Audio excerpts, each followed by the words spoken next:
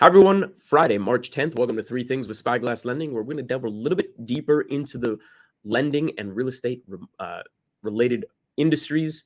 We give you the headlines, but we talk about them and understand why it's happening. Let's start. Let's just get right to it. Number one here. So the Federal Trade Commission seeks to block ICE's merger with Black Knight. This is big. This is big news. It came out just yesterday. Again, so you understand Intercontinental Exchange, aka ICE or ICE. They own a number of marketplaces as well as a number of other businesses. And Black Knight provides a lot of information, especially for the mortgage-related industry. Well, here we are saying the Federal Trade Commission is saying, not so fast on this. This is a massive merger. And the biggest problem here is right here. We take exactly what the problem is out of the article. ICE owns Encompass. Now, Encompass is an LOS or loan origination software, right? So all of us brokers and lenders, we use this to provide information to the lenders to make the loans. And it just so happens that Black Knight owns this. And that's the biggest one in the country, Encompass.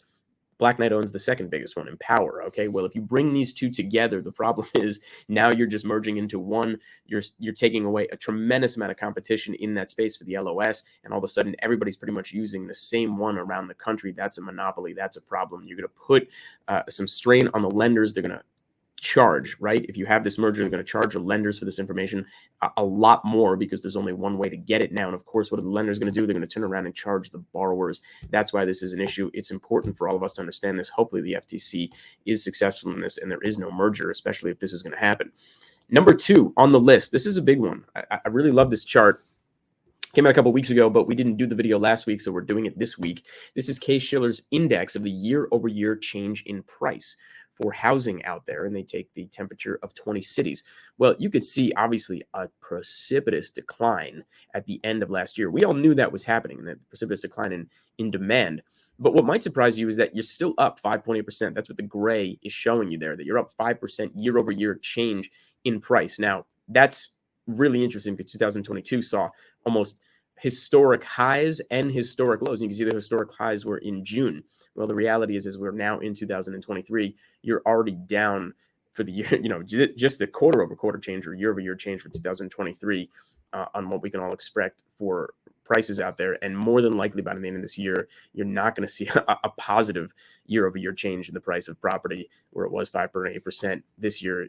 We'll see where it lands in the negative space by the end of the year. By the end of this year, but we should all expect that it will. Again, extremely interesting chart. You can see what it was like from 2013 all the way to 2020. I mean, well, actually, let's just say 2014 to 2020, pretty flat. And then that massive spike through the pandemic. And then again, just a few years later, the massive spike back downwards.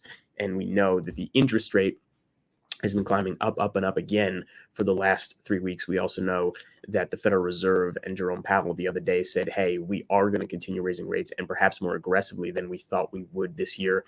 Not to the surprise of this guy, but to the surprise of some. Number three on the list, and this is a little bit interesting as well, to counteract that year-over-year change that you just saw, the real estate investors of the world, especially the ones purchasing single-family houses, came back out at the end of 2022, and there was an uptick in what they purchased. Now, to be fair, because you look at the end of that article right there, it's still down from what it was in 2021, pretty significantly down what the real estate investors were doing at the end of that year compared to the end of last year.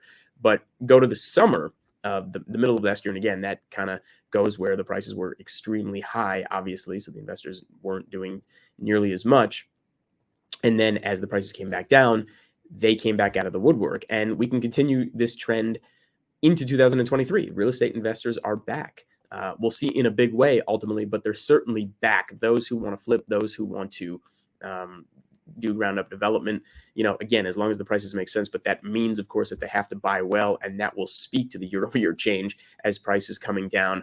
I'm excited to see them back in the marketplace. I'm excited to certainly fund them. We'll see where this goes, but I expect especially real estate investor activity, especially in the single family space, should be pretty big for the next couple of years moving forward. Okay, that does it. Thank you for joining Three Things with Spyglass Lending. We'll do it all again next week.